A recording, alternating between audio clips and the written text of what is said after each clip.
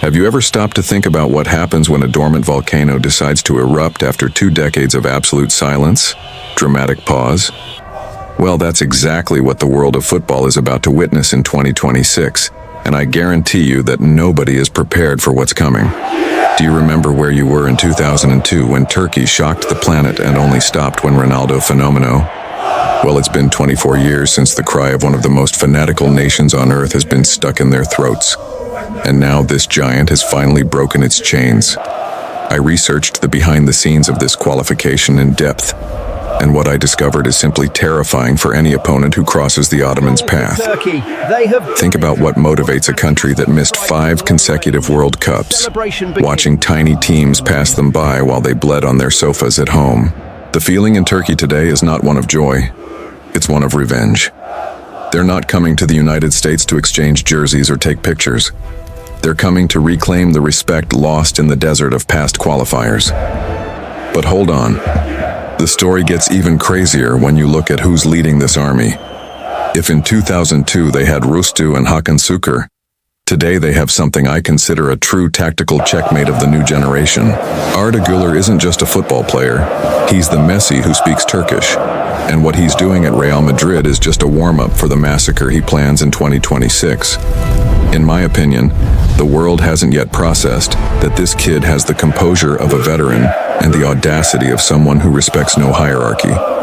And what nobody told you is that the behind the scenes of the Turkish national team changed completely with the arrival of Vincenzo Montella. The Italian coach brought the tactical discipline of Europe, but maintained that killer instinct that is the trademark of the Turkish player. I was shocked to see the intensity data of this team in the qualifiers. They run as if every tackle is a matter of life or death, and that's exactly the spirit that makes an underdog turn into a shark in the World Cup. If you breathe World Cup like I do, and feel that shiver down your spine just imagining American stadiums trembling with the Turkish invasion, you need to be on this channel.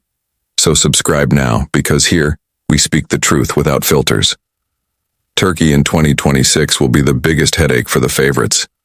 Imagine Brazil or France facing a stadium in Miami or New York, where 90% of the fans are dressed in red, screaming until the walls crack. The United States has a gigantic Turkish community, and they've already promised that all the national team's games will be an unbearable cauldron. Think about it. The weight of the Turkish jersey has become gigantic again because now it's worn by players who shine at Juventus, Inter Milan, and Real Madrid. Kenan Yıldız is another player who plays an absurd amount of football, and together with Güler, they form the youngest and most dangerous attacking duo in the tournament. They aren't afraid to choke because they grew up under the pressure of Istanbul, where if you don't play your life, you don't survive. I analyzed Montella's tactical variations and realized he set up a transition system that's a poison. Turkey is no longer the team that just hoofed the ball upfield and waited for a set piece. Today they control the midfield with a technical quality that scares me. Their game flow is continuously aggressive, and they look for a goal every 10 seconds. It's an electric style of football that perfectly matches the atmosphere of the 2026 World Cup arenas.